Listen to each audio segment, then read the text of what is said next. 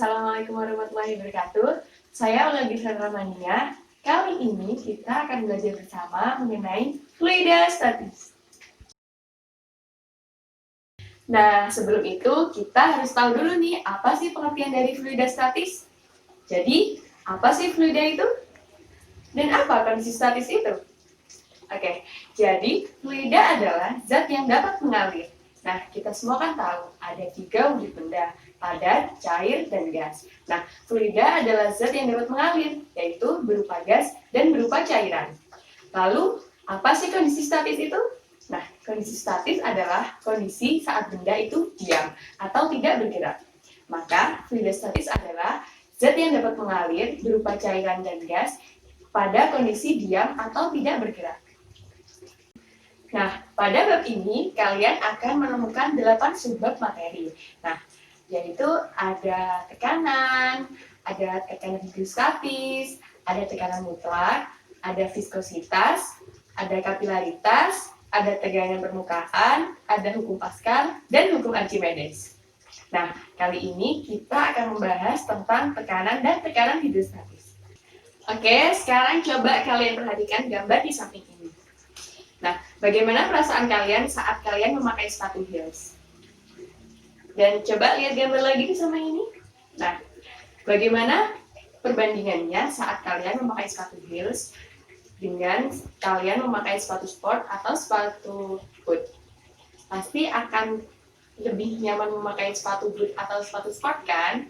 Nah, mengapa demikian? Nah, itu karena adanya tekanan yang berbeda pada kedua sepatu itu. Pada sepatu heels, tekanan yang kita rasakan akan lebih tinggi daripada kita memakai sepatu sport. Jadi, apa sih tekanan itu? Tekanan adalah gaya persatuan luas. Bisa kita tuliskan secara matematis, yaitu P sama dengan F per A. P adalah sebagai tekanan, F adalah sebagai gaya, dan A adalah luas penampang. Nah, karena itulah saat kita memakai sepatu heels dengan luas permukaan yang lebih kecil daripada luas permukaan pada sepatu sport, kalian akan merasakan tekanan yang lebih besar daripada kalian memakai sepatu sport. Nah, karena itulah kalian saat memakai sepatu heels akan lebih terasa pegal dan tidak nyaman dibandingkan kalian memakai sepatu sport atau sepatu boot. Nah, sekarang coba kalian perhatikan gambar di samping ini. Nah, gambar pertama ada seseorang yang berenang di permukaan air. Sedangkan gambar yang kedua ada seseorang yang berenang di kedalaman tertentu. Oke, sekarang coba kalian bandingkan bagaimana rasanya saat kalian berenang di permukaan air dan kalian saat berenang di kedalaman. Nah, pasti saat kalian berenang di kedalaman, kalian akan merasakan gendang telinga sakit dan juga akan merasakan pusing. Nah, kira-kira mengapa bisa terjadi demikian? Itu terjadi karena adanya tekanan hidrostatis yang terjadi pada air. Jadi, tekanan hidrostatis adalah tekanan yang diakibatkan oleh gaya yang ada pada zat cair terhadap suatu luas bidang tekan pada kedalaman tertentu. Nah, jadi bisa kita tulis secara matematis, yaitu P sama dengan F per A. Dengan mengganti F sama dengan M dikali G, sehingga M dikali G per A. Lalu, M kita ganti dari rumus massa jenis, sehingga M sama dengan ρ dikali V dikali G per A.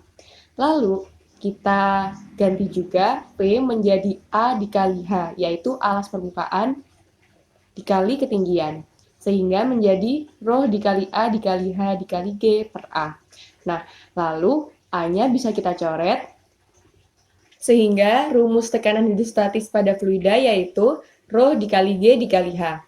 Dengan pH sama dengan tekanan hidrostatis, dengan satuan Newton per meter kuadrat, dan ρ adalah massa jenis zat cair dengan satuan kilogram per meter pangkat 3, dan G adalah percepatan gravitasi dengan satuan m per sekon kuadrat, dan H adalah kedalaman zat cair dengan satuan meter. Berikut ini adalah ilustrasi di mana ada 3 orang penyelam. Nah, orang pertama menyelam dengan ketinggian H1. Orang kedua menyelam dengan ketinggian H2. Dan orang ketiga menyelam dengan ketinggian H3. Nah, kedalaman yang dialami oleh 3 perenang ini memiliki tekanan hidrostatis yang berbeda-beda. Nah, tadi kan sudah dibahas bahwa tekanan hidrostatis dipengaruhi oleh gravitasi, massa jenis fluida, dan ketinggian. Sehingga semakin dalam kalian berenang, maka tekanan hidrostatis yang akan kalian rasakan akan semakin besar juga. Jadi, tekanan hidrostatis akan berbanding lurus dengan kedalaman air. Ingat ya, cara kalian mengukur kedalaman bukan dari dasar air, namun dari permukaan airnya. Nah, selanjutnya kita akan belajar mengenai tekanan hidrostatis pada pipa U. Contoh dari tekanan hidrostatis pada pipa U yaitu adalah teko air. Nah, kalian semua sudah tahu kan apa itu teko air? Di sini adalah ilustrasi gambar dari teko air. Nah, saat kalian isi teko air dengan air, maka ketinggian pada tabung utama akan sama besar dengan ketinggian yang ada di corong. Nah, itulah aplikasi dari pipa U. Sekarang kalian perhatikan gambar pipa U di layar. Nah, saat kalian memasukkan air pada pipa U, maka pipa A dan pipa B memiliki tekanan hidrostatis yang sama. Sehingga bisa kita tuliskan secara matematis, yaitu PA sama dengan PB. Yaitu tadi kan sudah kita bahas bahwa tekanan hidrostatis rumusnya ρ kali G kali H.